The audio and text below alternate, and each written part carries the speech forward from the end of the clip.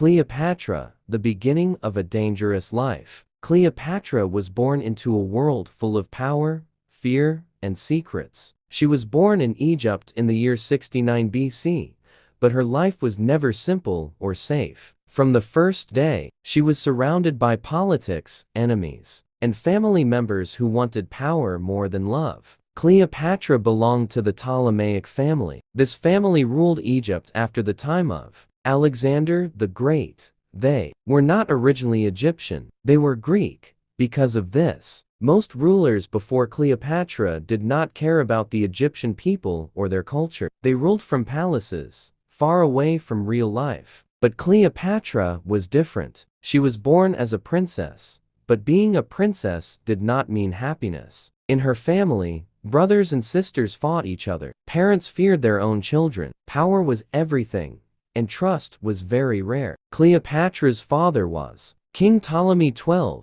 He was weak and depended on Rome to stay in power. Rome was the strongest empire in the world at that time. Egypt was rich, but Rome was powerful. This made Egypt vulnerable. When Cleopatra was still a child, she saw fear in her father's eyes. She saw worry in the palace halls. She learned very early that a crown does not protect you. It makes you a target. Unlike other royal children, Cleopatra loved learning. She studied languages, history, politics, and philosophy. She was very intelligent. She could speak many languages, including Greek and Egyptian. This was rare. She was the first ruler of her family who truly spoke the language of the Egyptian people. This was not an accident. Cleopatra understood something very important. If you want to rule people, you must understand them. While others in her family lived in luxury and ignored reality, Cleopatra listened. She watched. She learned. She noticed how power worked,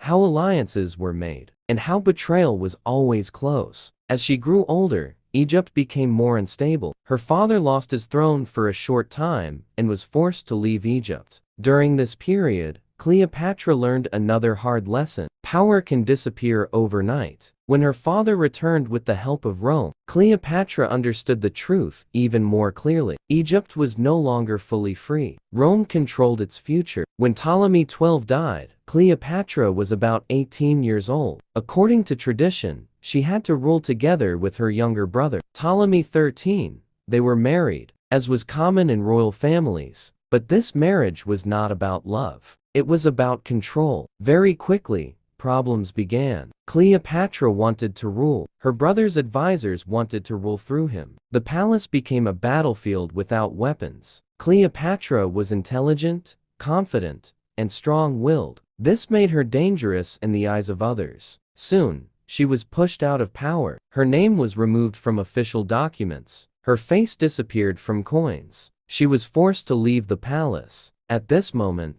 Cleopatra lost everything: her crown, her home, her safety. But she did not lose her mind. This was the beginning of her real story. Not as a queen, but as a survivor. Cleopatra stood alone outside the palace walls, with enemies inside and Rome watching from afar. Many would have given up. Many would have accepted defeat. Cleopatra did not. She decided that losing power would not be the end of her life. It would be the start of her strategy. She began to plan, and this decision would change the history of Egypt forever. Exile, strategy, and the mind of a queen. Cleopatra was now outside the palace, but she was not defeated. Many people think power lives only in palaces, crowns, and armies. Cleopatra knew better. She understood that real power lives in the mind. After being forced out by her brother and his advisors, Cleopatra left Alexandria and went east, toward the desert and the borders of Egypt. She was officially no longer queen, but she refused to accept.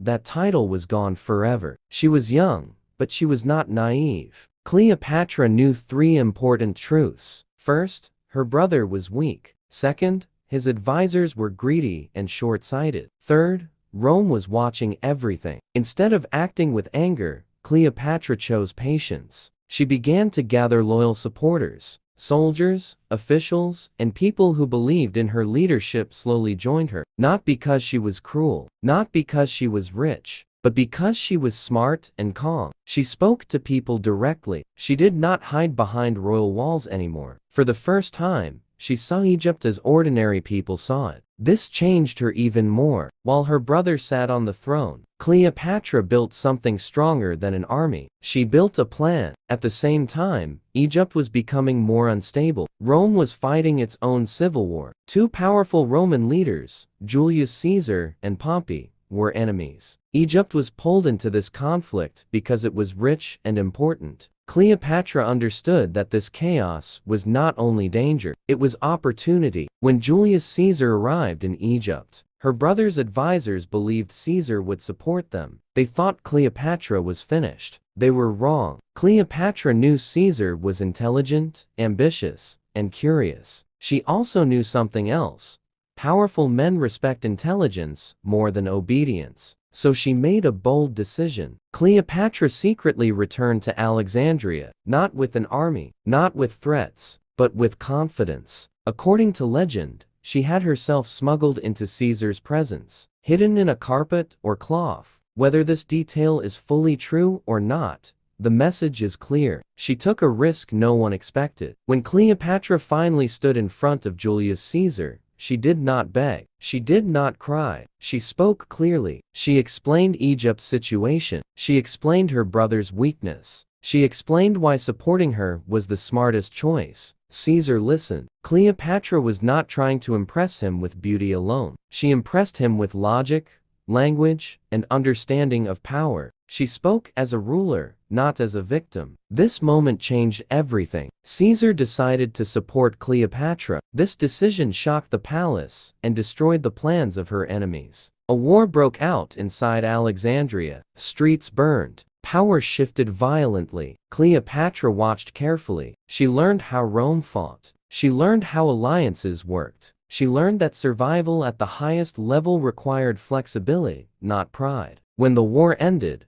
Cleopatra was restored to the throne. Her brother was gone. She was queen again. But this time, she was not the same woman. She had learned that losing everything can teach you more than ruling ever could. She had learned that silence, patience, and timing are stronger than shouting and force. Cleopatra was queen again, but now she ruled with knowledge, not illusion. And she knew one thing clearly. To survive in a world ruled by empires, she would need more than a crown. She would need strategy, alliances, and absolute control over her own emotions. Her real challenge had only just begun, learning the price of power. Cleopatra was queen again, but she was not free. From the outside, everything looked perfect. She sat on the throne of Egypt. People bowed. Her name was spoken with respect. Coins were printed with her face. Egypt had peace again, at least for a while. But Cleopatra understood something that many rulers never understand. Power always has a price. Rome had helped her return to the throne,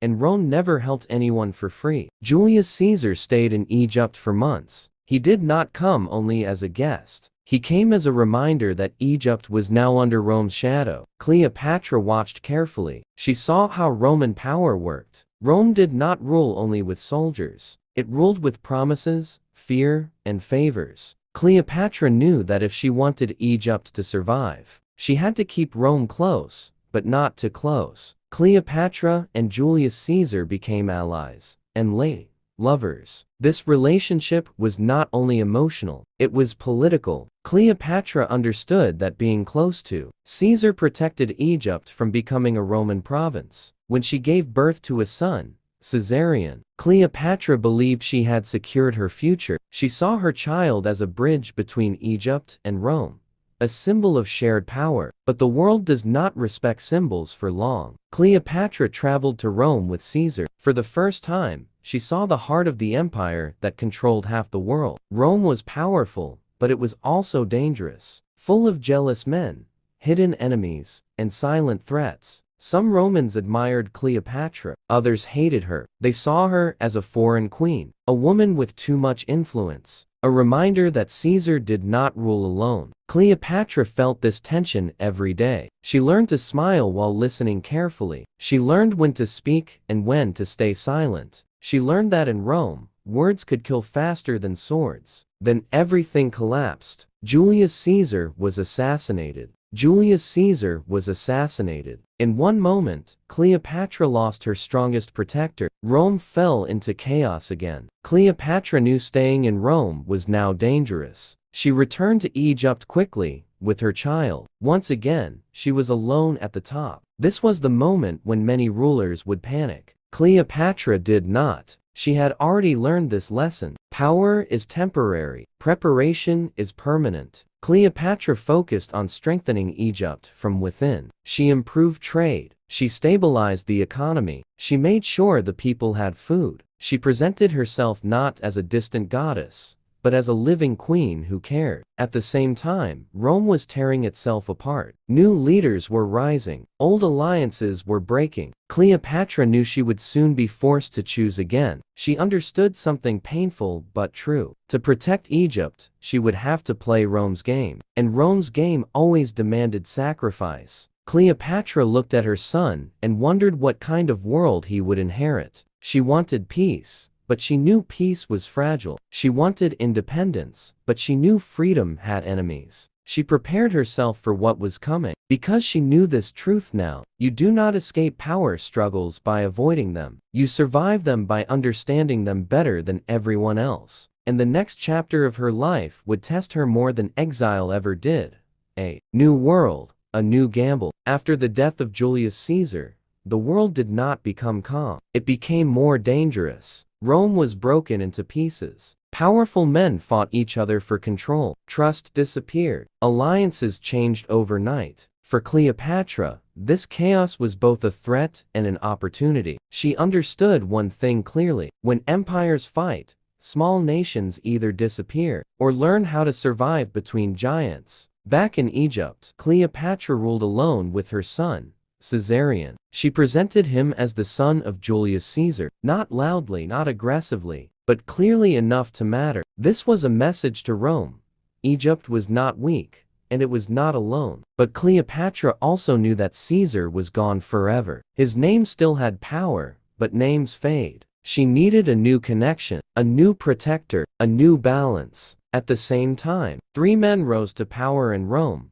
They were called the Second Triumvirate. Among them, one man stood out: Mark Antony. Mark Antony was different from Caesar. He was emotional, bold, loud, and proud. He loved luxury, war, and strong shows of power. He was also responsible for the eastern part of the Roman Empire, which included Egypt. Sooner or later, Cleopatra knew she would have to face him. When Mark Antony summoned Cleopatra to meet him, many people advised her to go quietly, humbly, like a weak queen asking for mercy. Cleopatra did the opposite. She arrived in luxury, sailing on a golden ship, dressed like a goddess. Music played. Perfume filled the air. She did not come to beg. She came to remind Antony who she was: a queen, a ruler, a force. Mark Antony was impressed, not just by her beauty, but by her confidence. Cleopatra spoke intelligently. She understood politics. She understood Rome. She understood him. This meeting was not romance at first. It was negotiation. Cleopatra offered Antony wealth, support, and loyalty. In return, she wanted security for Egypt and recognition for her son. Antony agreed. Soon, their alliance became personal. They spent months together in Alexandria. Some people called it pleasure. Others called it weakness. Cleopatra called it strategy. But this time, something was different. Cleopatra was no longer a young queen learning the rules. She was experienced. She had been betrayed, exiled, restored, and tested. She knew exactly what she was risking. She also knew Rome was watching. Many Romans hated this relationship. They believed Antony was losing control. They believed Cleopatra was manipulating him. Rumors spread quickly. Cleopatra heard them all. She knew that power attracts enemies faster than success attracts friends. Still, she chose to move forward because she believed something deeply. Sometimes, standing still is more dangerous than taking a risk. Cleopatra and Antony formed a powerful partnership. Together, they controlled wealth, armies, and influence across the Eastern world. For a moment, It looked like Egypt was strong again. But history does not forgive confidence easily. Far away in Rome, another man was watching carefully, quietly, patiently. Octavian. And while Cleopatra was building her future with Antony, Octavian was building a story that would turn the world against her. Cleopatra did not know it yet, but the next phase of her life would not be about building power. It would be about defending it. The war of words before the war of swords. Cleopatra believed power was built with alliances, intelligence, and patience. Octavian believed power was built with stories. He understood something very important. If you control the story, you control how people think. And if you control how people think, you control the future. Octavian did not attack Cleopatra with an army at first. He attacked her with words. In Rome, he began speaking slowly, carefully, and repeatedly. He told the Roman people a simple story. He said Mark Antony was no longer Roman. He said Antony had been poisoned by an Eastern queen. He said Cleopatra was dangerous, greedy, and hungry for Roman power. He did not say this once. He said it again and again. The story spread. Cleopatra heard rumors from Rome. She heard her name was being twisted, not as a queen, not as a ruler, but as a threat. She was called a witch, a seducer, a foreign enemy. Cleopatra understood what was happening. This was not politics anymore. This was propaganda. Mark Antony underestimated it. He laughed. He believed his military strength was enough. He believed love and loyalty would protect him. Cleopatra was not so relaxed. She had learned a hard lesson long ago. The greatest danger is not the enemy, you see. It is the story people believe about you. Still, she stood by Antony. Together, they made bold decisions. They divided lands. They rewarded loyal kings. They declared Caesarion the rightful son of Julius Caesar. That last move changed everything. Octavian used it like fire. He told Rome that Cleopatra wanted her son to rule Rome. He said Egypt was trying to replace Roman blood with foreign blood. Fear grew fast. Soon, the Roman Senate declared war, not against Mark Antony, against Cleopatra. This was important. Octavian was smart enough to know that a civil war would divide Rome, so he turned it into something else. A war between Rome and a foreign queen. Cleopatra became the symbol of the enemy. For the first time in her life, she was not fighting for influence or respect. She was fighting for survival. Cleopatra prepared Egypt for war. Ships were built. Armies were gathered. Gold was spent without hesitation. But inside her, something was heavy. She knew war destroys more than cities. It destroys futures. Still,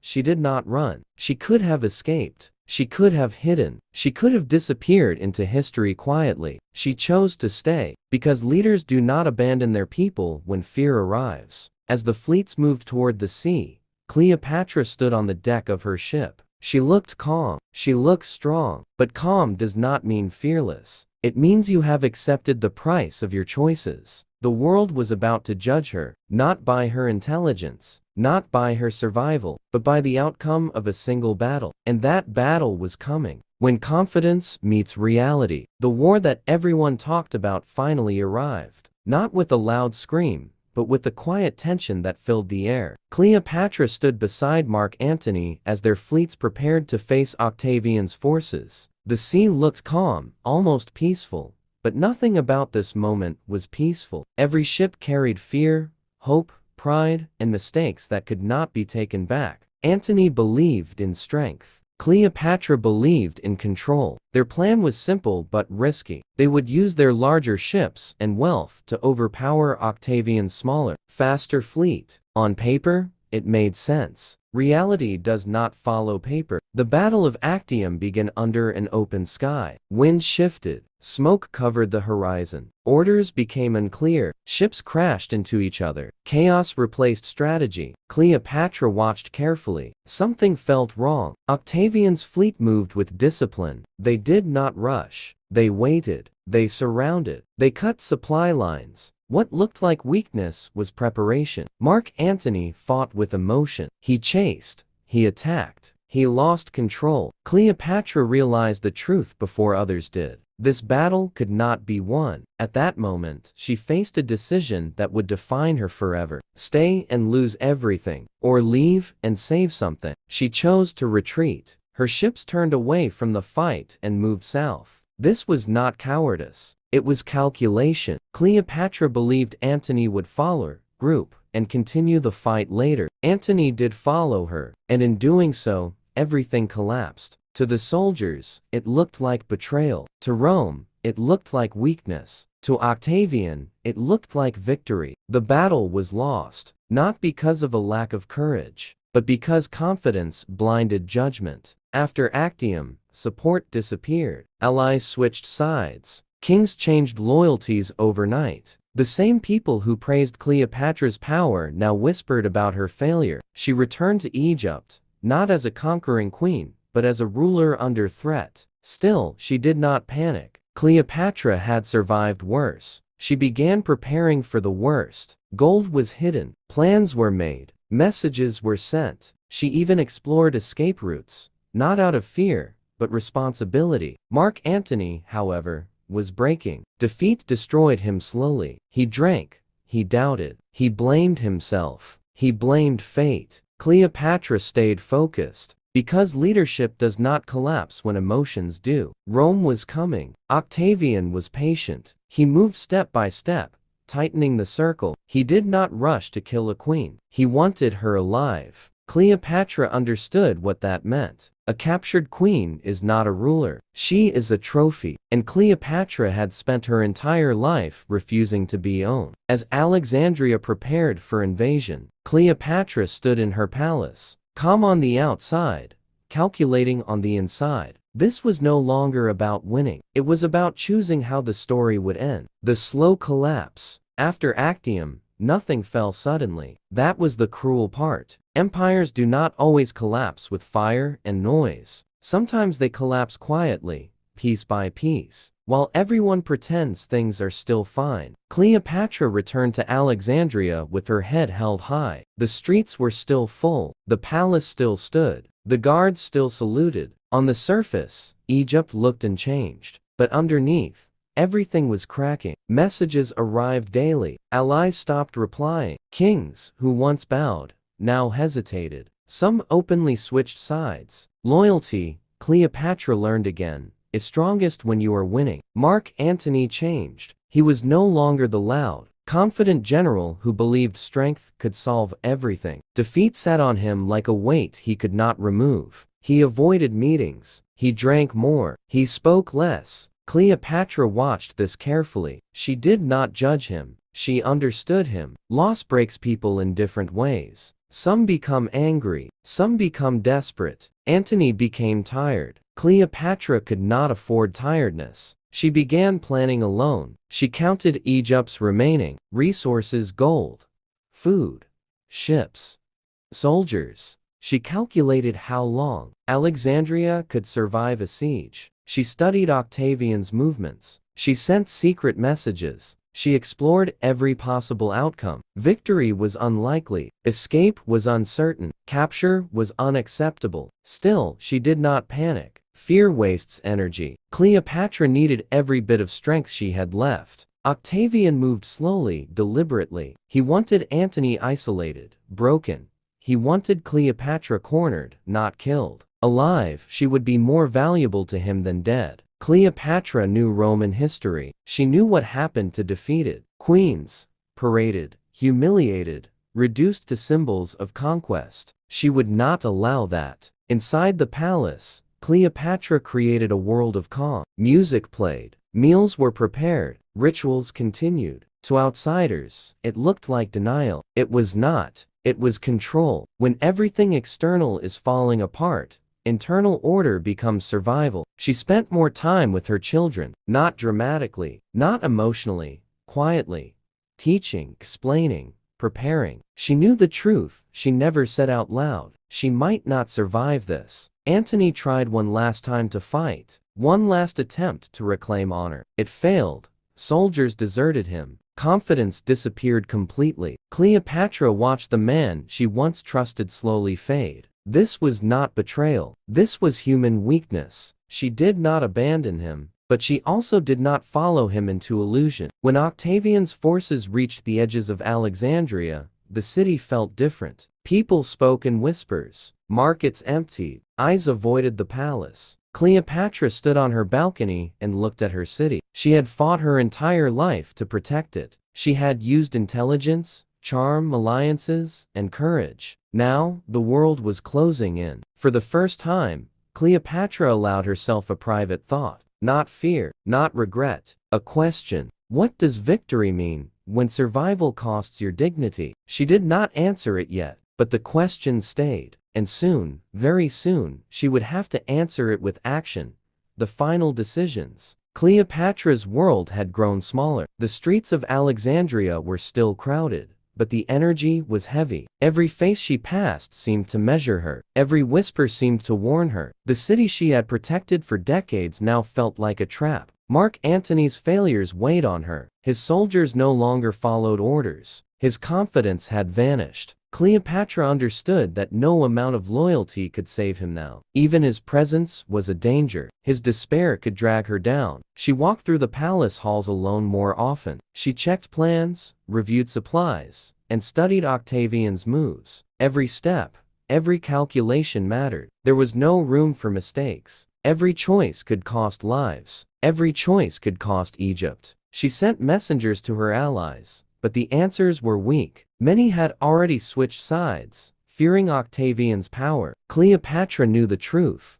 Egypt would have to face Rome alone. No army could come to help. No external support would save them. And still, she did not panic. She studied history, the battles of the great kings, the defeats of mighty nations, and she realized something painful. Strength alone does not win wars. Strategy alone does not win wars. Timing alone does not win wars. Only the combination, balanced with courage and clarity, can protect what matters. Her mind moved quickly, but her heart weighed heavily. She knew that Antony would not survive much longer. Every defeat had drained him further. Cleopatra could not stop what was coming. She gathered her closest advisors. She spoke calmly but firmly. We have only one chance to control this story. One chance to protect what is ours. I will not let history write us as victims. We must choose our path. Her advisors were silent. They had already seen failure and loss. But Cleopatra's voice cut through fear. She had a power that no army or wealth could give.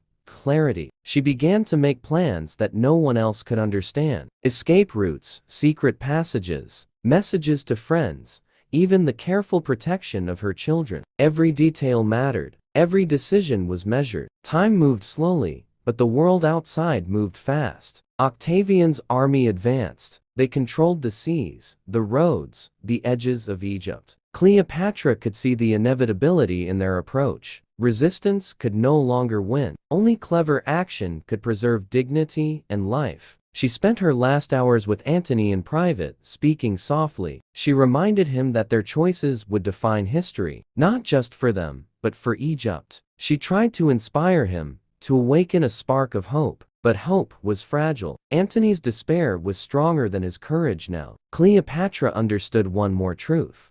Sometimes, survival is not about fighting. It is about controlling the way you end your story. She realized that power, wealth, and influence could not protect her from the collapse of the world she had fought to control. As the sun set, she looked out at Alexandria one last time before the final decisions had to be made. Calmly, thoughtfully, strategically, Cleopatra was ready to act. Not for glory, not for wealth, but for dignity, for Egypt, and for herself. And in that quiet moment, the queen knew that history would watch, but only she could decide how her story would be told. The siege and the fall. Alexandria was no longer the city Cleopatra remembered. The markets were quieter. Soldiers marched through streets she had once walked freely. Citizens whispered in fear. Rome's presence was overwhelming. Yet the city seemed to move in slow motion, as if waiting for a final act to unfold. Cleopatra moved through the palace with calculated calm. Her advisors urged her to flee, to hide in the desert, or to surrender quietly. But she refused. Surrender without control was a fate worse than death. Cleopatra had lived too long, fought too hard, and learned too much to allow history to humiliate her on its own terms. Mark Antony tried to rally the remaining soldiers, but the energy had gone. Desertions increased. The morale of men who once revered him now crumbled. Antony himself was exhausted, broken by the repeated failures and the looming shadow of Octavian's army. Cleopatra watched carefully, knowing that Antony's despair could endanger everything. Ships patrolled the Nile, Roman soldiers tightened the siege, and the walls of Alexandria were no longer safe. The city she had loved and protected was on the brink of surrender. Cleopatra understood that she faced a choice: fight to the last soldier, risking complete annihilation, or act strategically to preserve the dignity of her family and the life of her son. The choice was excruciating. Every second mattered. Every decision was weighted with the lives of thousands. The queen called Antony to her chambers. She spoke with calm authority, words measured and deliberate. "We have fought, we have survived, and we have learned. There is still one thing we can control: how we end this story. Not Rome, not history, only we." Antony, tired and despondent, shook his head. He wanted to continue fighting, to reclaim glory. But Cleopatra saw the truth that he refused to see. The battle was already lost. Only one outcome remained possible. Despite the danger, Cleopatra continued to act. She sent messages to loyal supporters, instructed guards to protect her children, and ensured that every plan for escape, every contingency, was in place. Even in the face of inevitable defeat, she maintained the composure of a ruler who knew how to preserve her legacy. The day of the final confrontation arrived. Roman forces approached, surrounding Alexandria completely. Every soldier, every citizen, felt the tension. Cleopatra did not panic. She moved with precision, delegating tasks and keeping a calm demeanor. To the outside world, she appeared unshakable, a queen who controlled her destiny even when the walls closed in. But inside, the weight of reality pressed down. Antony's desperation grew. Messages came from Octavian's camp, threatening complete destruction if Alexandria did not surrender. Cleopatra read each letter carefully, weighing them against every possible action. She knew the empire's might could not be challenged directly. Egypt could not fight Rome alone. But Cleopatra had survived worse than this. Her mind, honed through years of exile, strategy, and diplomacy, was sharper than ever. She understood that history would judge her not for the battles she won, but for the choices she made when all seemed lost. In a private moment, she looked at her son, Caesarion. She understood that her decisions would shape his future. The survival of her bloodline, the preservation of Egypt's dignity, depended on her courage, clarity, and strategic mind. And with that, Cleopatra made her choice. Not the choice of fear, the choice of blind resistance, but the choice of a queen who would control her story until the very last moment. The siege had begun. History was watching, and Cleopatra was ready to face it, fully aware of the price she might pay. The last stand. Alexandria was surrounded. The Nile shimmered under the sun, but it reflected not peace, but tension. Every citizen felt it. Every soldier knew that the end was near. The city that Cleopatra had protected, ruled, and loved was now under the shadow of Rome. Cleopatra walked through the palace halls. She checked every plan, reviewed every detail, and gave final instructions. Gold, food, and weapons were allocated carefully. Every child, every servant, every loyal soldier had a place, a plan. Even in the face of impossible odds, Cleopatra remained calm. Mark Antony, exhausted and broken, tried to muster courage. He had lost too many battles, too many allies, and now he faced the impossibility of Octavian's army. Cleopatra spoke softly to him, reminding him of their past victories, of the power they had built together. But Antony's spirit had weakened. Words could no longer lift him. The Romans advanced. Their ships cut through the Nile. Their soldiers approached the walls, and the siege tightened. Cleopatra watched from the balcony. She saw fear, uncertainty, and chaos. But she also saw clarity. She understood what must be done. She called her advisors one last time. "Prepare for what comes," she said. "Not for victory, but for control. We cannot fight them all,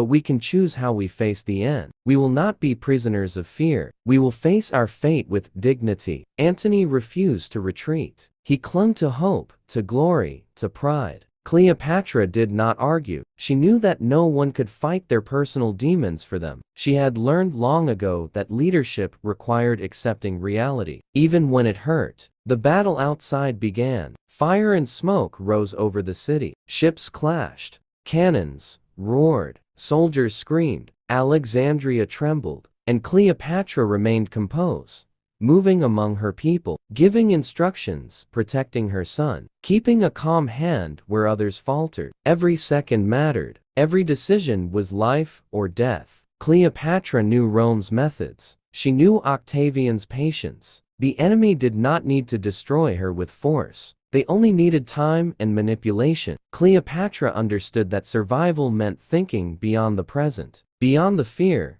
and focusing on what she could still control. She sent final messages to her loyalists, urging them to preserve themselves, to protect the family, to remember the lessons she had taught. The queen knew that even if the city fell, the mind and spirit could endure. Antony, faced with the reality of defeat, finally gave in to despair. He believed all was lost. Cleopatra watched him, understanding the weight of his decisions and the fragility of human pride. She grieved for him silently, knowing that history would remember their story, not the inner battles that only they knew. Cleopatra made her final preparations. She arranged her private chambers, ensured Caesarean safety, and considered every possible outcome. She understood that true power is not always in winning battles, but in controlling how one meets the inevitable. The siege continued. Fires burned. The city fell into chaos. But Cleopatra's composure never wavered. She had faced exile,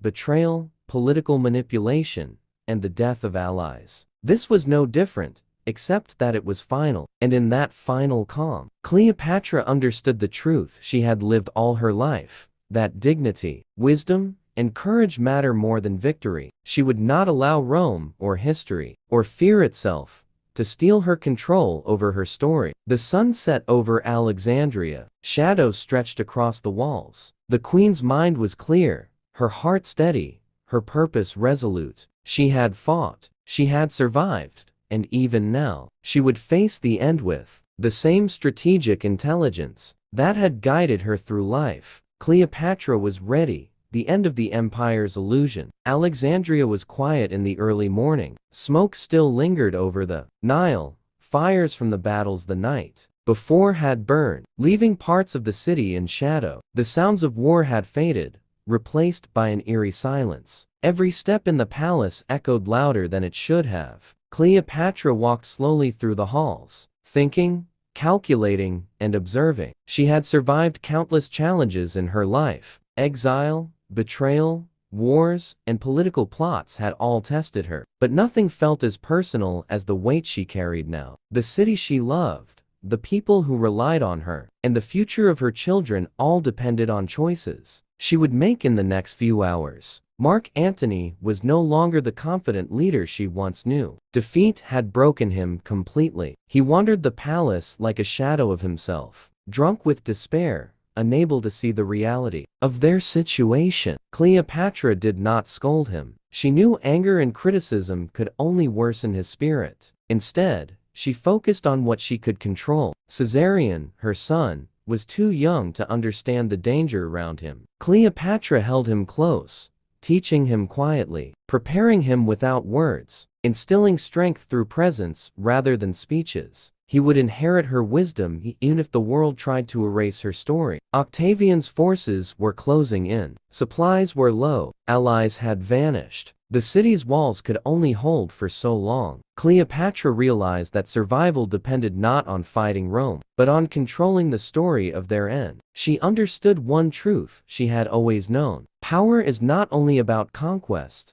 it is also about dignity. Antony finally received the news that Octavian had entered the city's outer walls. Panic surged through him, but Cleopatra remained calm. She knew Antony could no longer protect Egypt with courage alone. Every option had been exhausted. Every ally had abandoned them. Resistance could only lead to humiliation. In the private chambers, Cleopatra made a plan. Not a plan of retreat. Not a plan of surrender. A plan of control. She would face the inevitable, but she would dictate how it happened. The world could destroy her kingdom, but it could not destroy her dignity. She dressed carefully, not for battle, not for escape, but for legacy. Every movement, every choice was deliberate. She sent messages to trusted friends and advisors. She instructed them to protect her son and continue her lineage. Even in the shadow of defeat, she worked as a queen, guiding her people and family. Antony, overwhelmed by despair, could not follow her logic. He left the chambers in anger,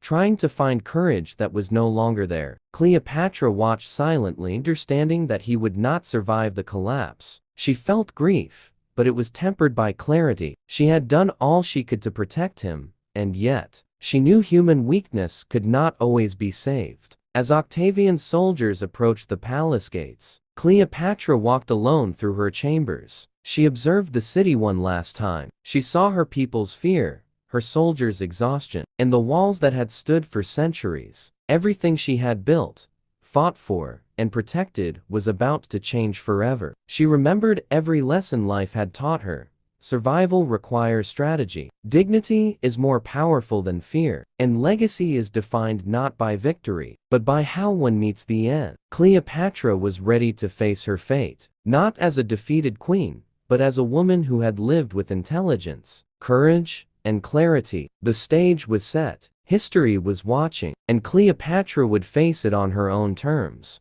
The choice of the queen. Cleopatra knew that the end was near. The walls of Alexandria were no longer defenses. They were reminders of everything she had tried to protect. Ships patrolled the Nile under Octavian's command. Soldiers moved through the streets. Every whisper, every shadow, every glance told her the same story. Rome had won. But Cleopatra refused to panic. She had faced impossible situations before. Exile, betrayal, wars, assassinations. She had survived them all. This moment required not fear, but clarity. Every decision now would define her legacy. Every action would echo through history. Mark Antony wandered aimlessly through the palace, drunk and broken. Cleopatra had tried to guide him, to help him see that hope could still exist. But defeat had consumed him. She did not scold him. She understood that despair is stronger than logic. Instead, she focused on what she could control,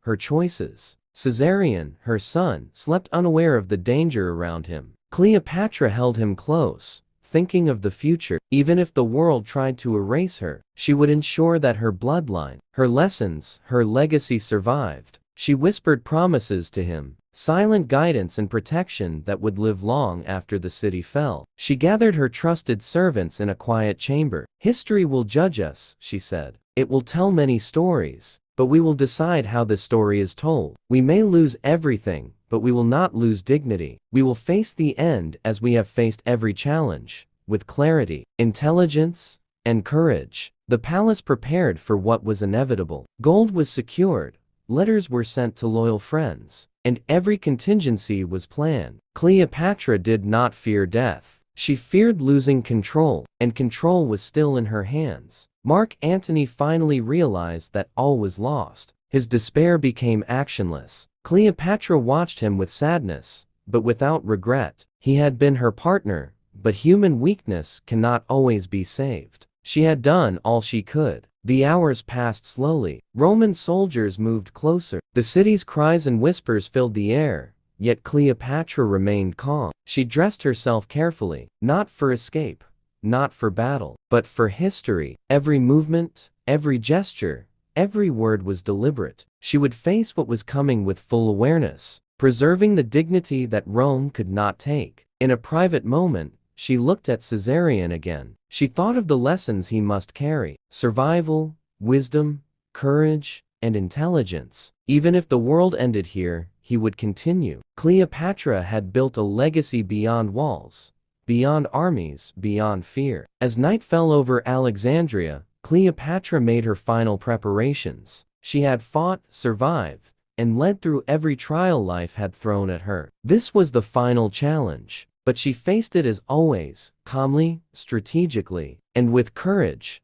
The city waited, history waited, and Cleopatra, the last true Ptolemaic queen, was ready to write the final chapter of her life on her own terms. The silence before the storm. The night was quiet, but not peaceful. Alexandria's streets were still alive with whispers, shadows, and fear. Cleopatra moved through her palace in the darkness, silently observing. The city she had loved, built, and protected was now under siege. Its walls no longer strong enough to stop Rome. Mark Antony had become a shadow of the man she had once known. Defeat, despair, and exhaustion consumed him. Cleopatra had done everything to inspire him, to remind him of their power and past victories. But the weight of failure had broken him. She did not scold him. She understood that despair can dominate even the strongest hearts. Cleopatra's mind, however, remained sharp. She had faced impossible situations before, and she understood one truth clearly. The final moments of life are not controlled by fear, but by clarity, courage, and dignity. Every action now, every decision,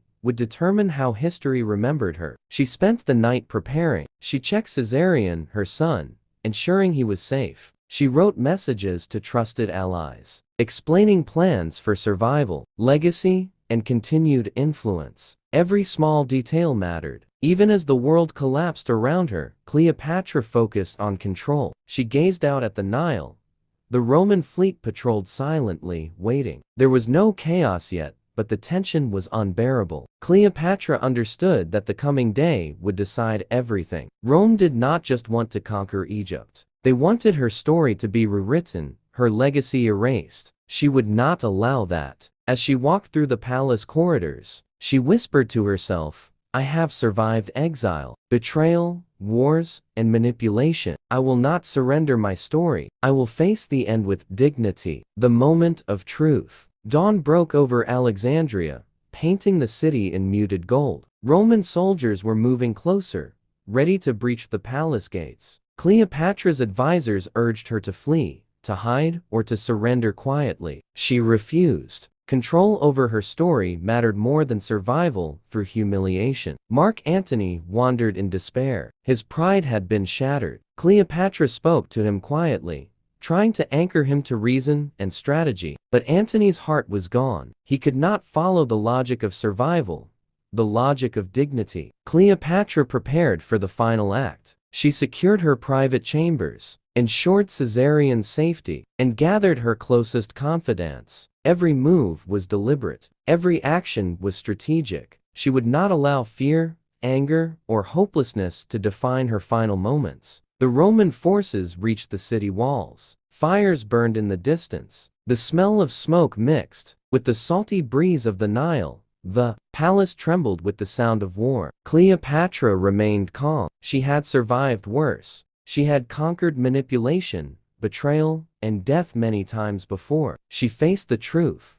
Antony could no longer be saved. Rome's forces could not be stopped. But Cleopatra could control the way her story ended. Dignity, courage, and intelligence were still hers. She spent her last moments reflecting on her life. Every lesson she had learned, every victory, every mistake, every betrayal, and every triumph shaped her. She understood that power is not just winning battles. It is controlling how history remembers you. The Queen's choice. Cleopatra made her decision, not in panic, not in despair, but with full clarity. She would face the inevitable. She would preserve her dignity. She would control the story that Rome wanted to rewrite. Mark Antony, overwhelmed by despair, fell into hopelessness. Cleopatra watched silently, her heart heavy but clear. She had done everything possible to protect him, to inspire him, to save him. But human weakness cannot always be rescued. Cleopatra prepared herself. Every detail of her chambers, her attire,